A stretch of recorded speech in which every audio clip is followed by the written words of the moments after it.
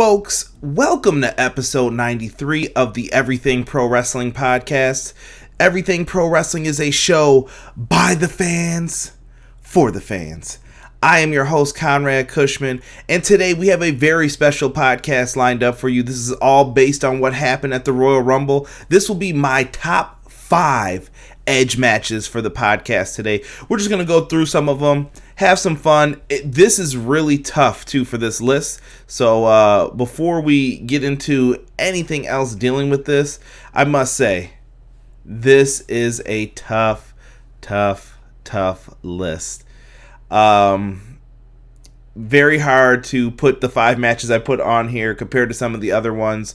I know some will disagree. Some will say, yeah, this is definitely good.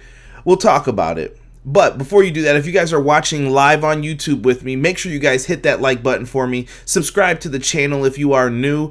And make sure you leave me a comment or you're chatting in the chat box. Helps out. And right now we got Rockstar Savage in the house. My man Austin Stroop, Mr. Floodwater, Derek Shelton, Jonelle Jackson, and more people are coming in as we speak. Thank you guys for joining me as we get ready to do this podcast solo here, talking about Edge. Also, guys, make sure you check out in the description boxes. We have a link tree down there. The link tree will post links to all of the audio forms of the podcast, whether that's on Google Podcasts, Apple Podcasts, Spotify, whatever you listen to your podcast on. Subscribe to Everything Pro Wrestling. That way you guys don't miss out. I've been trying to get a feel for it too, so if you guys want to follow me on Twitter at EPW Show, and if you're watching live, everything is down below here. Make sure that you guys give me some feedback on it, because we do AEW Dynamite reviews every Wednesday, and if you guys want those episodes as well into the podcast feed, I'll be more than happy to upload them. I just have to know that people want those as well, and we do pay-per-view reviews. I don't know if you want them for on the go. Let me know. Folks, don't forget Powerslam.tv. We have that in the description as well. Powerslam.tv brings you the best independent pro wrestling around the country. If you guys use my code EPW Show, all one word, you guys can get yourselves your first month free. It's on me. It's on the kid. You guys take care of the rest, and we'll take care of you. We've got some really good stuff lined up for today, though. Very happy. Donnie, I see you in here. What's going on, brother? I'm very happy to do this podcast, man. Today's been kind of a weird day for me. Very tired all day at work. Went to the gym afterwards. Tired there. I just feel very, I don't know, I need to re-energize myself. I need to get in that fountain of youth and feel good again. So, working on it, right? Oh, man. This podcast. Edge, man, I can't believe this man came back at the Royal Rumble. We were talking about it in the review. Derek is a big Edge fan. He actually had Edge's number in the Royal Rumble pool. And if you are in here, you better tell your friends that I will be pulling whoever gets the gift cards and stuff tonight too. So that will switch towards the end of the stream. We'll find out the winners. It's all going to be random. You guys are going to get to see it. So we'll talk about it. But first, I guess we're going to kind of quickly run through Monday Night Raw before we get into everything else that happened. Monday Night Raw was decent yesterday. It was kind of weird. It was like a good show, but still too long. I'll never get over the 3 hours thing. I was watching with Derek, who's in the chat. Derek was knocked out asleep. But Flood said that Raw was great again. Are you doing weekly WWE reviews now that it's Mania season?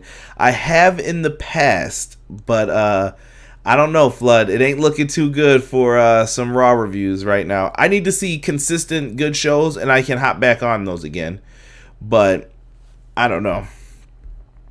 We had some matches though to build up things. We had Drew McIntyre, the Royal Rumble winner, defeating Luke Gallows, Carl Anderson. We had Rey Mysterio. He came back to defeat MVP came back, to go up against Rey Mysterio, who defeated him. Very awkward ending with Rey Mysterio hitting the 619 on MVP's back and then hitting him with the frog splash afterwards. whatever. It was what it was. I'm glad MVP's back, man. I've always been a big fan of his. Actually, I like his music too that he was putting out a few years back. Holla to the World is a great song. If you have no idea what I'm talking about, look it up. It's on YouTube. Really good song in my opinion. And I kind of miss him coming out to We Ballin' a little bit. I know he comes out to the 1, 2, you hear the clock ticking, tick, tock. It's Silk the Shaka. I mean, it's what it is. But I thought MVP had some pretty good musical aspirations as well. What is going on, Sick? Good to have you in here.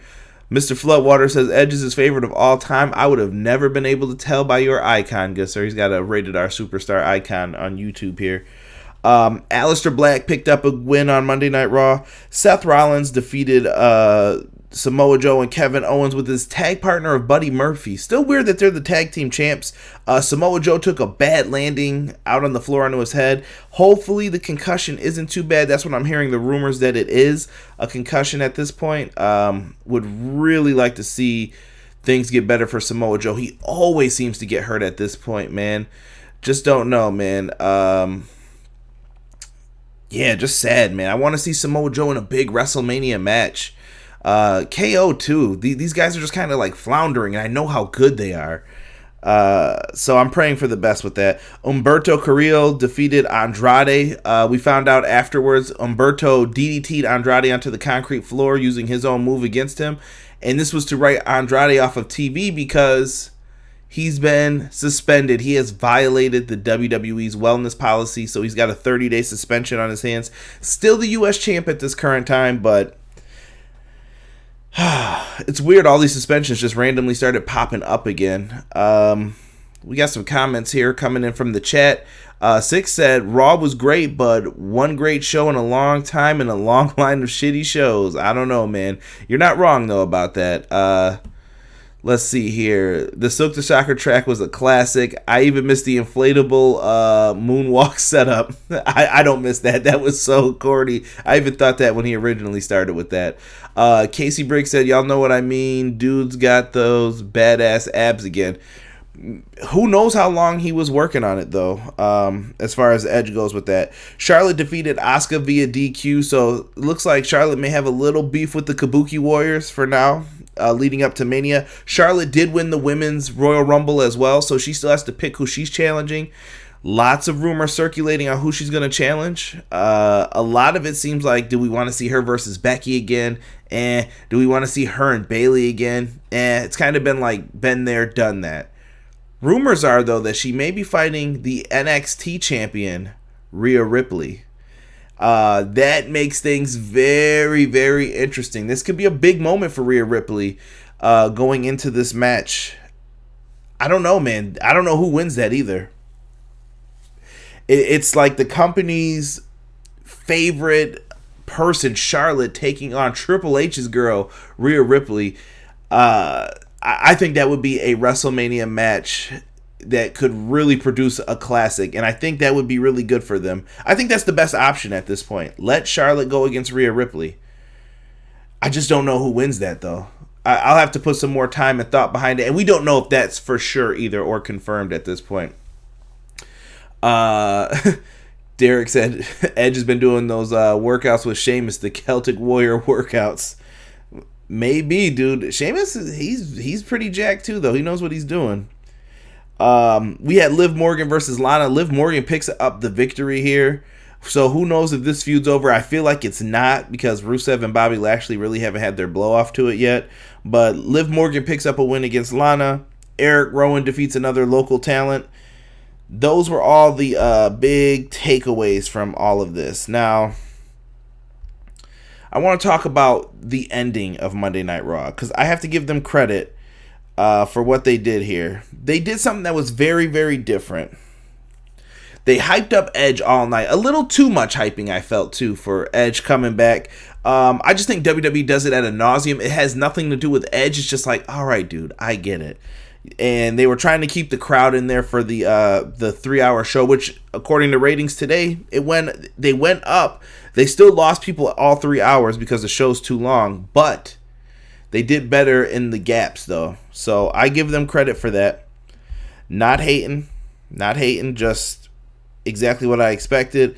Edge comes out though, and everybody's wondering, is he staying? A lot of us knew already. Edge is probably having a WrestleMania match. He's been cleared by the doctors. Everything apparently is all good. He had another surgery. I did not know that until recently, and he's cleared to go.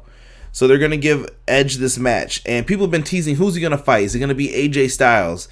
Looks like AJ Styles might have separated his shoulder at the Royal Rumble. A lot of people saw that during that flip. AJ landed very badly, and then he kind of just got tossed out, and everyone was like, oh, AJ's out. A lot of people thought, could it be Seth Rollins? Remember, Seth Rollins did at one point hold Edge's head and threatening to curb stomp him if John Cena didn't give him what he wanted. We all remember that. And that eventually John Cena caved in because of that, because he didn't want to see Edge get hurt. You know, babyface syndrome. I get it. And they do that. At first, I thought that maybe Edge would be in there to help Joe Owens and Aleister Black go against the four of them. Big four-man tag. You protect Edge. But no. They're going for a big marquee match with this. And it goes down to the third person. The Rated R Superstars' former tag team partner, Randall Keith Orton. Randy Orton comes out. They teamed up a lot in the Royal Rumble. They pulled the Rated RKO right over all of our faces. We were chanting it. We were feeling it. They were doing their thing. And we see this. So Edge is talking about what he's going to do, how he's excited to be back. And I love it. Edge had a promo that felt real. You could tell it wasn't scripted. It's the things that I miss in pro wrestling. More of this, please. Teach the newer wrestlers the art of how to do this, please. That's just what it is at this point. You have to teach these wrestlers the art of this and how to be the best when cutting promos. And Edge is one of the best, in my opinion, at doing that. He always came off as whatever he was supposed to be. A good guy, bad guy. He knew what he was doing. And thank goodness when he first came in, Vince Russo wanted to make him, I'm trying to find an appropriate word here. He wanted to make it so Edge couldn't talk. Could you imagine Edge never being able to talk because of a character somebody gave him? That was a foolish idea. Thank goodness somebody vetoed that. I think it was Vince, they said, vetoed that. Like, no, he needs to be able to talk. So Edge gets this great reaction from the crowd. The people love him. Why wouldn't they? It's been 9 years since the dude has been in a wrestling ring, able to wrestle. He made his return. Edge is showered with love from the fans. He knew exactly what was happening. Randy Orton comes out and interrupts him. He makes his way out to the ringside area. He gives Edge a hug and he says, hey, what about we get back together? Rated RKO. The glimmers in their eyes. And then when you least expect it, Randy Orton gives Edge an RKO. Edge sold this perfectly. His hand was shaking. Edge did not know where he was going, what he was doing. People in the crowd had the gasp. I'm trying to do that for the people who are listening on the audio form, and the hands over the face. They got them. This was very, very well done. This is the brutality that I want to see more often from superstars in the WWE. So afterwards, he gets him with the RKO, and he then gets a steel chair. Now, he threatened basically to Pillmanize him. If you guys know, Brian Pillman, when he got his ankle put in the steel chair, someone jumps off the middle rope to like bust up his ankle. That's what we're talking about when we say Pillmanize somebody. But he put his head in between the chair, and Randy Orton looked like he was going to stomp on it. Randy thinks better of it and gets out. Then he teased me a couple times. He made me think he was going to punt kick him even. He didn't. He didn't do it. What he decided to do, though, was something that was very flashback, going back to the days of Edge, a concerto. He put Edge's head on a chair, took another steel chair, and basically made a sandwich with it. Terrible, brutal. The fans were like, oh my goodness. And it was right on Edge's neck where he was hurt. Well done. Randy Orton plays the bastard heel so well. I knew it, man. Like, Randy Orton is meant to be a heel. He just has that look in his face. Just he's gonna probably say he was mad that Edge eliminated him from the Royal Rumble, but hey, that's what happens. Let me take a look here. What's going on in the chat? Sick asked, Derek did not like the idea of Rhea Ripley. You got to tell me something better, Derek. You got to give me what would be the best option then, because to me, Rhea Ripley is it. Man, what happened with Asuka? How did they book her as a dominant force and then pretty much jobbing out? Sick. It's been the whole deal with Asuka. Nobody knows exactly how to treat Asuka and put her into some things. Mr. Floodwater said Women's Royal Rumble winners are running through the alphabet. Elijah Washington said, hey, bro, no question. Hit that like button, guys. My best Edge match is him versus Kurt Angle and Flair and Eddie Guerrero and Cena. We'll get into some of those in a minute here. Mr. Floodwater, holy shit, you're right. Who's the D for next year? See, Casey didn't notice it. Good job, Flood. People are just throwing out some of their favorite Edge matches in here. Let's see. Six said, I knew something was gonna happen, Edge, because they were hyping Edge up too much. It's like that character in the movie who talks about making a dramatic change in life and then they just die later. Yeah, it's like Ricky and Boys in the Hood, man. Good point. Dakota Kai, maybe. You guys are silly trying to come up with who could win next year with a D name. Edge's got the worst spear, Rockstar Savage said. I don't think so. I think Edge has a great spear. Casey also says no, he doesn't. He thinks Roman has the worst spear. I like Roman's too, though. I think Roman's is pretty good when done correctly. I like it better when Roman does it on like the Big Show and Braun Strowman. I think it looks more powerful. I feel like Roman's out there trying to make sure he doesn't hurt anybody when he's doing it. Vicky Guerrero, worst spear ever. Laugh out loud, terrible. People are still talking about Rhea Ripley. Mao Wrestling in the house. What's going on, Mao? I saw you earlier on Chris Van Vliet's interview in the live chat. Good to see you in here, brother. Roman's got the worst spear, facts, but his dive is dope though. I think Roman's is all right. I think we could definitely look for worse people than his, but WrestleMania looks like Drew, Brock, Randy, Edge, Charlotte versus Rhea, Sasha, Bayley, Becky, Baszler. That's a nice lineup, though. We'll see. We got to see how this plays out, though. The storytelling is what is the most important thing in all of this. PR Nightmare, it's because AJ is injured now. I don't know if AJ was the first choice, but who knows? Hopefully AJ's back beforehand. AJ and Joe, I don't want to see these guys injured before Mania, man. Let's see. Rockstar Savage said Edge versus Undertaker is his favorite match. If they do that, she'll win, and then Rhea will officially become... We can't use the word buried, Derek, like that. Buried, people use that term too frequently. She won't be, because Triple H is a big fan of Rhea Ripley. He's not going to let that happen. He'll figure out a way to do that. They are jumping all over the combo here. Edge's spear is unique to me. He holds on to it as he goes down very sick. Let's see. Dana Brooke will win next year's Rumble. A lot of women have horrible spears except for Caitlyn.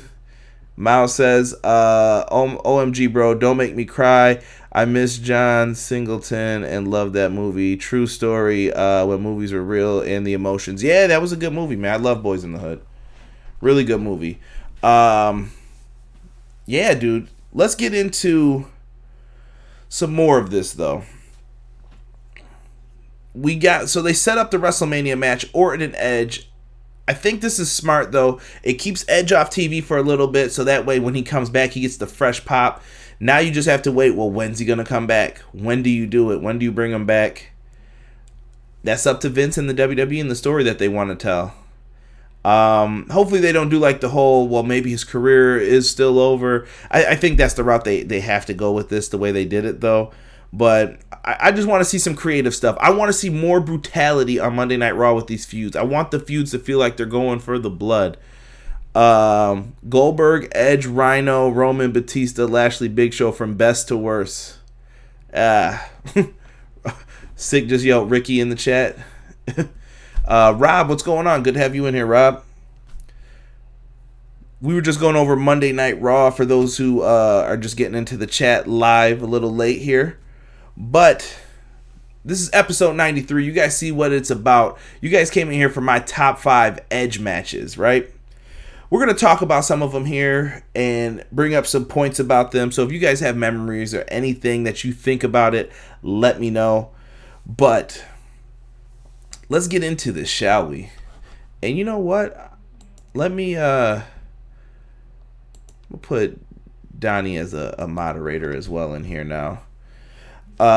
Let's get into the top 5 Edge matches. Now, I saw some of you share some. You're going to be surprised. Some of the ones you guys picked aren't on my list. Some are. Here's the one thing I will say about this list. I felt like I didn't have enough time to go through all of his best matches. Edge has so many good matches that I may have said, like, I want to change this one afterwards. So don't hold me to this list. I'm going to ask that. I'm asking for forgiveness right now about it. But I feel confident enough in my list that I could do a top 5. Fair to say? So, let us go through this. I'm not putting them in any ranking order either, like this is 1, this is 2, this is 3, this is 4, 5. These are just top 5. So, 5, they could be ranked, they could be reshuffled. I'm leaving it at that for right now. But I wanted to show Edge some love, kind of make this podcast about him. Check out the new logo here that I have next to me too while I'm doing this video. That is the new logo for Edge. So if you guys are interested in seeing what it looked like up close and personal, that is what it looks like. Top 5 Edge matches. Enough stalling. First, we got to go way back. Way back. Way back. And I figure a lot of you guys would be expecting this one. It's going to be WrestleMania 17. 3 tag teams in one match that defied an era of tag team wrestling. You have Edge and Christian. By the way, small side note, Christian better come back to defend his friend against Randy Orton. It's only right. You can even maybe do Gangrel too. I'm tripping though. WrestleMania 17. You got Edge and Christian versus the Hardy Boys versus the Dudley Boys for the World Tag Team titles. Boy, when you had a TLC match back in the day, you knew this match was going to be dope. And this was an absolute barn burner. To me, this is the best TLC match. I don't think anything else is coming close to this. These guys tore it up in this match. This is like the standard that no one's ever going to be able to break. When I think of WrestleMania 17, I just think of the pure carnage and how each team had a plan up there. They had like a little plan going into the match, and then how everything played out into it. Edge and Christian won the last one at SummerSlam 2000. Hopefully we can do a retro review of that one day. During all of that, they found a way to pick up the win. They always found a way to go up against these teams. They were like the 3 rivals that you could always just circulate. It could be Hardy's Dudley's tables match. You could do Edge and Christian versus the Hardys in a ladder match. You could do a table match with the Dudleys and Edge and Christian. You could do a one-on-one match with Devon and Edge. Like, you were always going to get a fun match with these 3 teams. They knew the chemistry had to be there. In this match, though, everybody remembers the one image that if you had to pick one image, like a photo snapshot, it's in the WWE's like intro packages to videos showing you do not try this at home. This is the Attitude Era. When Jeff Hardy tried to, Jeff Hardy's nuts, by the way. He tried to run across the ladders, and he couldn't get across it because that's way too tough, number one, and he could have broke his legs doing that. I don't know what the dude was thinking. He eventually is stuck, though, on the ladders, and Bubba Ray Dudley has his legs hooked into the ladders, and he's pulling him away, and he's going all the way back, kind of like a slingshot. And as he slides back over, Edge is on top of a huge ladder. Edge jumps off and spears this man. Edge took 4 years probably off of his knees. I'm exaggerating, but could you imagine your knees falling from that height landing because you wanted to do a spear on somebody? Bro, it was flawless. It was perfect. That's exactly how you do it, man. So good. So good in that one. In the match too, another thing I loved were how every team had like kind of I don't want to say a mascot or a manager, but they had someone in their corner who was going to try to help them win that match. The Hardy Boys, Team Extreme, they had Lita in their corner. The Dudley Boys had Little Spike, and Edge and Christian had their good friend Rhino. Gave everybody something to do. So good in that, dude. You just had so many good moments. Even they were taking bumps in the match. Made it a classic. And in the end, Edge and Christian hold their tag team titles high. I think it's a great match. It's in my top 5 WrestleMania matches, honestly. It's a great match. If you've never seen it, please go out of your way to watch this one. Really good here. Let's see what the chat is saying. I see people talking about movies going in here. Let's see here. People are talking about Baby Boy. I don't know what I missed. Higher Learning. Derek's talking about bloodbaths. Yeah, you definitely got to stay away from that Dark Order and Gangrel stuff. Lawrence Fishburne is the GOAT in all of his movies, but Denzel is first. What the heck? They're talking about when Snoop told that kid, "What is this? Your little fortress?" and proceeds to kick the pillows over. Mad rude sick. Rockstar Savage said he hates Baby Boy. I don't know how they got onto this movie. It's probably because I mentioned Boys in the Hood. Ricky! Edge has the thickest knee pads on that night. It wasn't going to save him, man. Wasn't going to save him. Little Spike is now Marco. Oh, stop it. Spike was good, man. I always loved Spike Dudley. I felt bad for him in ECW, man. They used to treat him bad. I think it was La Resistance dumped him on his head, man, at one point. Terrible. Josh, what is going on? Josh Robinson in the house. Make sure you guys check out Wrestling Reverb. Little cheap plug. Him and Kevin, 1-year anniversary today. Love Wrestling Reverb, man. Watch it on YouTube and your local podcast platforms. Rockstar Savage said, I can't wait until fans turn on Drew McIntyre. Christian Edge is back. Time to roll them. Stop it. Stop it. We are comparing John Singleton movies. You guys are wilding out in the chat. But TLC, man, great match. I figured we would start with that because if you guys have listened to me talk, if it's on my greatest WrestleManias, it has to be on here, right? Now, some of these other matches, they're going to surprise you, I think, a little bit. And he has so many great ones, even little minor ones that I think people forget. Some honorable mentions. If you guys remind me at the end, I'll tell you some of the honorable mentions that I was thinking of, but I didn't have it in my heart to put them in here, basically. Let's move on to the next match. We got to go back to 2006. WrestleMania 22. Edge was trying to find his edge versus Mick Foley, the legend. Edge and Mick Foley end up having themselves a hardcore match. This is another match that has a moment that people will never forget.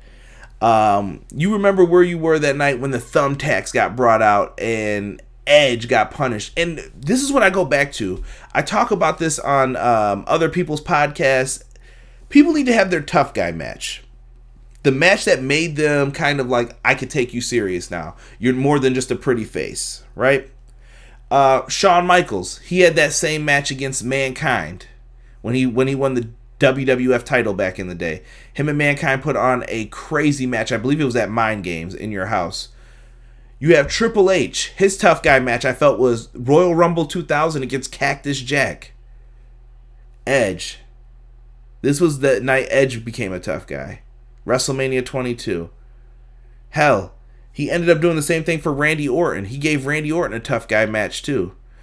Edge was already doing crazy things though, so he didn't need it as much as Orton did, but Edge needed this match. This was kind of a test to show you want to be one of the people who are going to last around here, huh? You want to be an Undertaker, you want to be a Shawn Michaels, a Triple H. Let's see if you got what it takes. Edge stepped up to the plate in this match.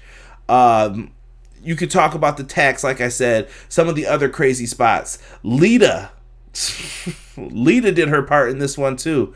Um, absolutely detested Lita during this point. Honestly, I hated Edge too, but I'll probably get into that for another point later on in this. Actually, no, I'll get into it now. I hated what they did to Matt Hardy, man. This is one of the reasons why Edge as a heel worked, because I really believed that I loved Matt Hardy with Lita. I was like, oh, that's cool. That's so nice, man. You know, happy couple. But Edge broke the bro rule in real life. Like, you don't mess with your boy's girl. And he was doing that. And it was like, you said you were friends with all of them, you know, the Hardys, Edge and Christian. And I don't know what happened. That was some behind the scenes stuff, but it made me hate Edge like forever. Derek knows. Derek's favorite wrestler is Edge, and I was like, nah, man, I can't get behind that dude, man. That was slimy what he did. And I just thought he broke the bro code. You don't do that. But I digress. Edge's spear onto Mick Foley through a flaming table. Lita lights up the lighter fluid on the table. Mick Foley gets speared through it. I could not believe nothing went wrong with this. Edge is remarkable in these matches. Everything he does is on point. You know how they do it. And Mao, thank you for bringing up some good matches in here with Rock Foley, Brock Taker. Those matches made people too. Absolutely. Foley legitimized so many greats, it's ridiculous. Definitely an unsung hero in a lot of careers. You got it, Rob. That's why I always have to bring that up for Mick Foley. Edge said, stop it, Rob. You're done. So, great match, dude. Edge gets the victory over Mick Foley in this one. It was the right outcome. Foley was supposed to retire at WrestleMania 22. 6 years later, the dude's still competing at Mania. But I feel like this was a really good match, man. Casey brings up some kayfabe stuff. Didn't Matt steal her from S.A. Rios? No. She wasn't dating S.A. Rios. She was just copying his moves. Get out of here, man. Play No Mercy, man. It was just copying the same taunts and everything else. Good match, though. Foley really made Edge into that main event player like he's never going anywhere. And it was well done. I have to clap it up for him. Now, speaking of hating Edge for having Lita and everything else, another thing that made Edge such a great character, I think he's the man who started it all and defined how you carry yourself as the Money in the Bank briefcase holder. This is not my next match either. I just wanted to bring this up because some people are going to forget this. Edge walked around with that Money in the Bank briefcase perfectly. He never teased cashing it in like some of the people do now. Edge put it on the line against Matt Hardy. Edge would do so many things with it. He used it as a weapon from time to time. But Edge was still very smart with it, and when Edge finally used the briefcase to be cashed in, whether it was against The Undertaker, John Cena, Edge delivered the goods in the matches. He knew he had your heart tugging, and he just did it right, man. You were just like, oh, you SOB. How could you? And he just played it right, man. Next match. This match popped up now. So we went through the TLC match, and like I said, these are not in any particular order. WrestleMania 17 TLC 2, Edge and Christian, the Hardys and the Dudleys. We had WrestleMania 22, Edge versus Mick Foley. Next, I want to talk about SmackDown. SmackDown from September 26, 2002. There was a no DQ match here that was simply amazing. Edge versus Eddie Guerrero. Now, I don't know if some of you guys are going to remember this match. I think when I bring up some of the spots, you guys will. But these guys were in a major feud at the time. And this was something that I think brought Edge out of that mid-card. And it was like, take me seriously. What hurt Edge, though, was his injuries after this. And he could never really get the ball rolling as the babyface. And I felt like the fans weren't connecting with him either as much. This is during the time when he had that Rob Zombie theme. Not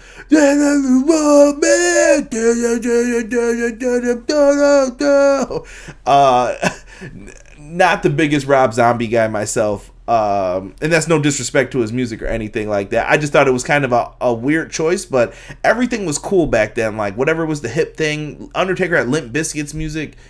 It was just what was in during that era. Edge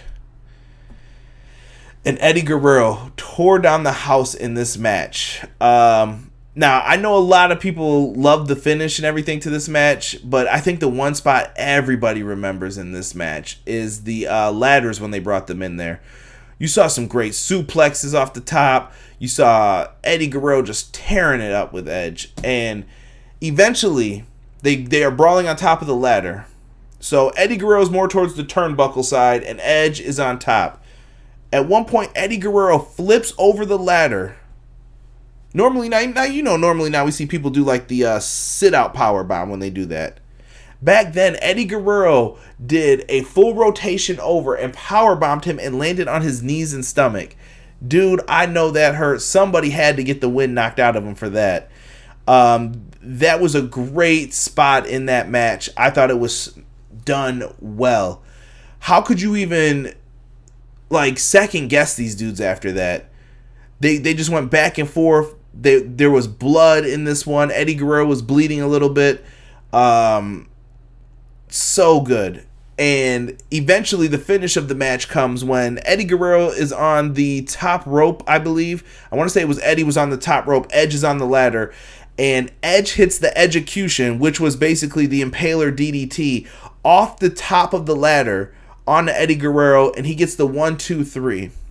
The amazement comes back from the whole match. Edge gets the win. He solidified. People cheer. Fans are like, that was great. You could tell. You could see it. But Eddie Guerrero was the heel in the match. When you play your role so well that people were behind Edge through the whole match, Edge goes up the ramp. He's leaving. When Eddie Guerrero gets up and he gets a standing ovation from the crowd, that's how you know you put on a damn good match. Because he was a heel throughout the entire match. But the crowd stood up and gave him respect. That's exactly what you want from a pro wrestling match, in my opinion. Really good stuff here. Can't be mad at it. You're talking nicknames of just the Money in the Bank guys.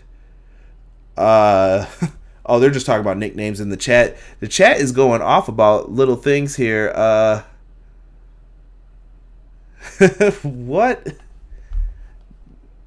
Derek Shelton, do not... Oh, they're talking about Miz. I'm done listening to these guys. This chat is wild tonight. All started because of Boys in the Hood.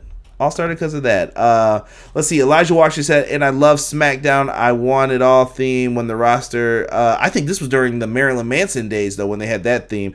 The Beautiful People. Just good stuff, man. That was when SmackDown was on fire in 2002. One of the things that kind of saved me from watching WWE. I had a hard time with WWE when they did the initial brand split. And from there is when I started to really struggle watching it.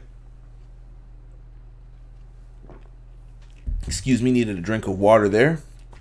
Let's get to the next match.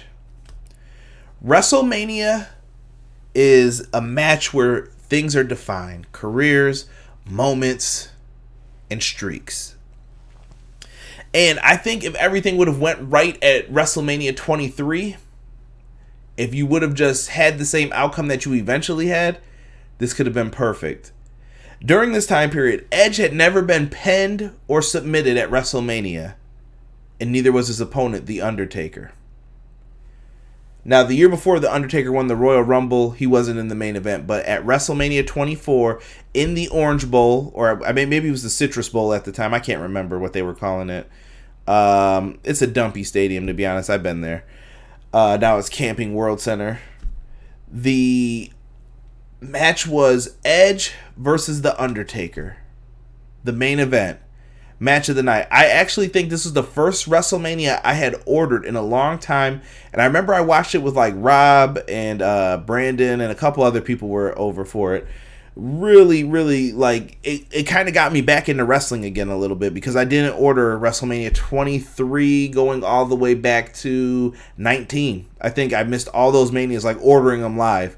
I eventually went back and saw them, but seeing them live, I saw them in parts and pieces because of YouTube and everything else, I said I have to order WrestleMania 24 because Ric Flair's career, everything, the whole backstory to that match. But I love the fact that Edge was undefeated, no pinfalls, no submissions, despite that Money in the Bank garbage where Mr. Kennedy won, but then Edge ended up getting the briefcase anyway. And he actually cashed in on Taker. And Taker taking on him in this epic match, this epic showdown. During this time, Edge had the Edgeheads, who you guys will know as Hawkins and Ryder now. They are a tag team once again. And I like the Edgeheads. I thought it was a nice move to stop them from being the Major Bros, to have them part of it. I believe this was the La Familia stage, if I'm not incorrect. You had Hawkins, Ryder, Chavo Guerrero, Vicky, and Edge. And, you know, Edge was trying to date Vicky at the time because he was trying to have whatever happened because she was the general manager.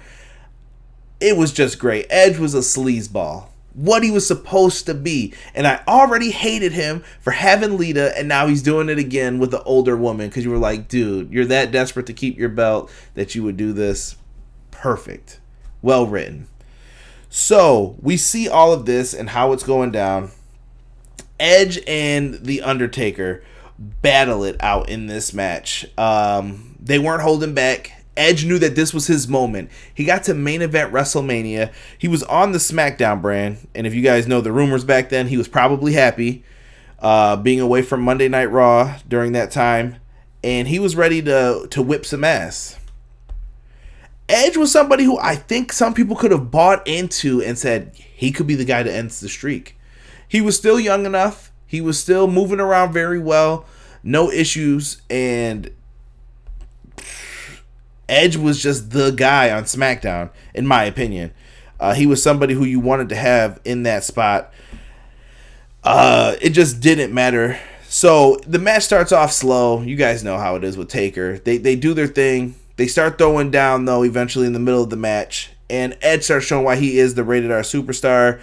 Edge tries to perform the tombstone on the Undertaker. Undertaker's reversing it. They're telling a story throughout the match. Eventually we get to, I think it was Jimmy Corderas was the ref, if I'm not mistaken. He takes a ref bump. He goes down, and Undertaker hits a tombstone on Edge. Edge is down. He folds him up.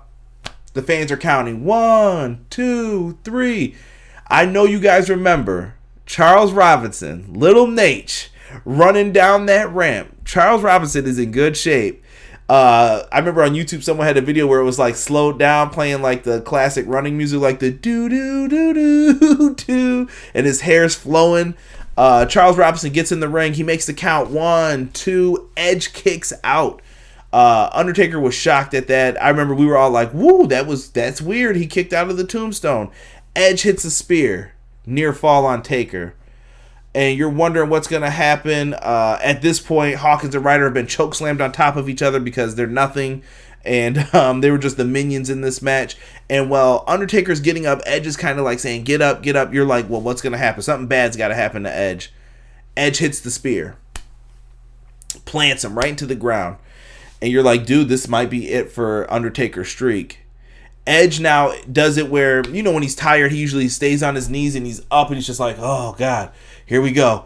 And during that time while he was up, Undertaker locks in the Go-Go Plata, a.k.a. the Hell's Gate. And when he locks that in, the crowd ate it up. They did not tease it throughout the match. He wasn't going for it. And when he hit the spear, you thought, oh, my God, Undertaker's down. But the Undertaker, the dead man, didn't feel it.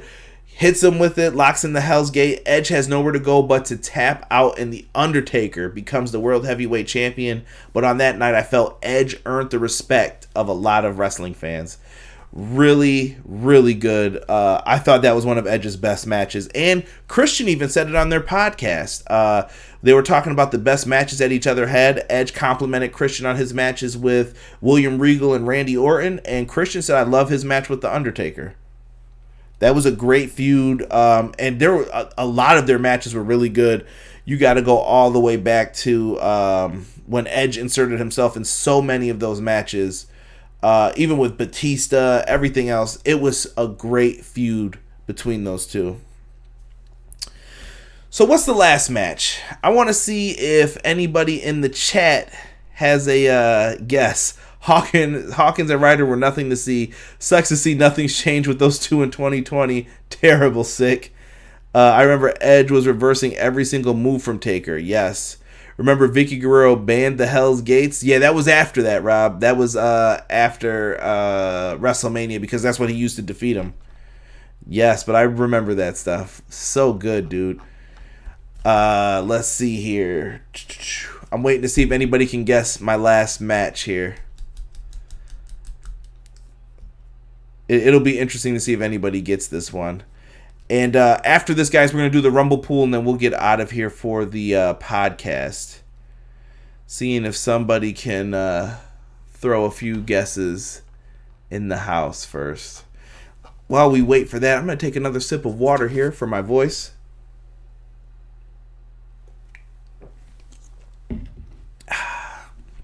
Let's see here. Flood thinks HBK Edge 05. Casey just says he wants to know what's the last one. Gotta go back, Casey, to 2002. No Mercy. Edge was in a tag team at the time, competing for the WWE tag team titles, which were the SmackDown tag titles. They had a tournament. They kind of threw together some tag teams. And the team of Edge and Rey Mysterio proved to be really fun. I like that team. And they had another team who didn't like each other, the team of Kurt Angle and Chris Benoit. Now, when you look at this and you see how they put these tag teams together, you didn't know what you were going to get. You were like, these guys are all good, but this is tag team wrestling. I mean, they're great singles wrestlers, but how are they going to do this as a team? Edge and Rey Mysterio were a great tag team. They made this work. I loved their tandem offense. They were like kind of the risk takers between the two teams. But on the other side, you had Kurt Angle and Chris Benoit, technical wrestling at its finest, in my opinion. This No Mercy match had, like I said, 4 extremely talented wrestlers all in one ring. You had everything all set up. We saw innovative double team maneuvers. Everything just fit into place. It was pure excitement. I went back and kind of looked at the match for this, and I just remember the finish having so many people being loud, but I just went back and watched it, and I did not realize how loud the fans were for this. It was really, really good, dude. You had at one point Benoit just trying to come in. Like, I love the saves at the end. So you get it at one point to where Rey Mysterio's getting ankle slammed. You had Edge and ankle locks. Edge is reversing out of the ankle locks into pins for near falls. Kurt's putting the ankle lock on Edge. Edge reverses it, putting the ankle lock on Kurt. Chris Benoit trying to come in. Edge is stopping him, cutting him off. Benoit gets drop kicked to the floor by Rey. Edge picks Rey up and then like flips him over, so he does like a moonsault on top of Chris Benoit. Chemistry right there. They were trying everything they could in this match, but eventually they got caught. Edge goes for the execution, and he ends up getting tripped up eventually, and he gets caught in the ankle lock by, I believe it was Kurt Angle who made him tap out in this one. Nothing wrong with that, though. Kurt Angle slapped that bad boy on a couple times in the match. He got out, but this time there was no getting out. Edge is forced to tap out to the ankle lock. Kurt Angle and Chris Benoit become the tag team champions. But this led to us getting the SmackDown 6. If you guys didn't know, the SmackDown 6 where Paul Heyman had a group, kind of, he said, that he could put any 6 of them in a match, and he knew he was going to get a great match. It was Edge, Mysterio, because they were a team. Then you had Benoit and Angle as a team, and then you had Los Guerreros as a team. Those were the SmackDown 6. So imagine, just take any one of those names. Eddie Guerrero, Kurt Angle, great match. Eddie Guerrero, Chris Benoit, great match. Eddie Guerrero, Edge, we already talked about that, right? Then you could do Chavo Guerrero versus Rey Mysterio. It's going to be a good match. Chavo Guerrero versus Kurt Angle. It's going to be a good match. These guys could deliver. And I thought this is where Chavo shined the most during this time. This is my favorite run for him during that time of the SmackDown 6. These guys were going to have great matches at Survivor Series in 2002. A really good pay-per-view, which will be done one day, I promise you guys, for the retro reviews. I got to get back on those. I haven't done one in a while. But really, really good. Rob just brought up Edge's match with Edge and Hogan versus Billy and Chuck on the 4th of July for the titles. That was so great. Rob said that was the last match he watched with his grandfather before he died. I'll never forget that moment. That was great. Derek brought up the ankle lock was not like Ken Shamrock on Christian. Terrible, terrible, terrible. How about Jeff Hardy versus Edge in the ladder match? Yes, that was one of my matches that almost made the cut for this, but I couldn't find a way to take it off or anything else. John Cena and Edge too in their TLC match. I love that match. For Edge, that's definitely in the top 10, I think, for him as well. I'm trying to think of some other matches. I loved Edge's Chambers matches where he went in there with like Rey Mysterio and all those guys on SmackDown, I believe it was at the time. Edge had great chamber matches. Edge versus Undertaker in that TLC match where Taker's like career was over if he lost, and he lost. So many good matches, like I said, guys. You can go back. You can find everything that you need. Thank you, Sick, for telling people to spear those like buttons and sub buttons. I appreciate that. Please acknowledge Malik for that ladder match. Yes, Malik definitely deserves acknowledgement for that ladder match. Really good stuff, man. That's all I'm going to keep saying. Like, really good shit, pal. Throughout all of this. I thought it was good. They did what they had to do for this. Those are my top 5 favorite Edge matches. I know that you guys have a bunch that you can come in here, talk about. Edge is great. Let's take it in while we have him, because I saw somebody say something about like Edge has a 6-pack and Chris Jericho doesn't. What's your excuse, buddy? And I said, why don't we enjoy these guys while we have them? They are gems to have in the ring, in my opinion. Let's enjoy Chris Jericho and Edge while we have them, because we don't know how long we're going to have these guys for before they're getting ready to retire and say, you know, I don't need to do this anymore. Enjoy these guys. Enjoy pro wrestling. Let's have some fun here. Make sure we're not cutting each other down, doing anything that's crazy. How about when Edge first cashes in on New Year's Revolution? My cousin wrote a very angry letter to WWE when that happened. Terrible. You must have been a John Cena fan. That was a great cash-in. One of the better ones, I'll say. We've talked, and we've talked enough, folks. It is time to now find out who wins the Royal Rumble pool here, folks. We have 2 of these that we need to do. One I'm going to have to try to do on air with you guys. So hopefully we don't get too much slowdown here. But I have a randomizer wheel. So first we're going to do the Women's Rumble. It came down to 2 people, Jamie Clearman and Abe Stone. Whoever this lands on will win the pool. The other person, so they're going to get the gift card. The other person is going to get to pick a review. So you're both kind of winning no matter what. You get to pick one review that I'll do. It could be any show. It could be good, bad, or ugly. I may curse you out while I'm doing it, but you pick the review. So whatever you say. Let us have this happen. We're going to spin the wheel to see who gets it. Jamie Clearman is the winner of the $25 gift card. So Jamie's going to have to get in touch with me to let me know exactly what is going on with that. So,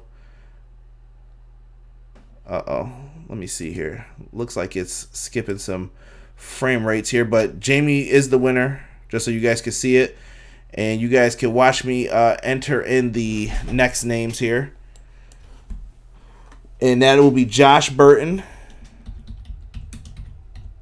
For the Men's Rumble, he was one of the winners. And who was the other one? Paul Castle. Okay. We are going to update the wheel changes here. If this thing wants to do that.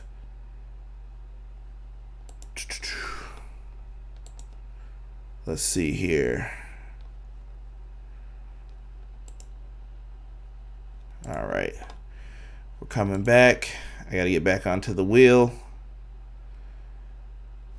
And I'll make sure that I edit that out of the podcast here.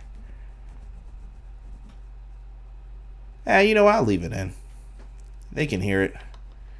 You hear it. All right, so we got Josh Burton and Paul Castle here.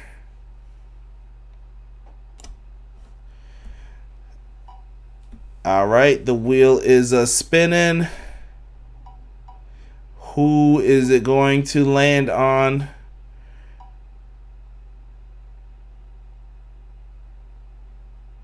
And Paul Castle is the winner of the gift card. So, 2 winners for that one. Can't be mad at it, right?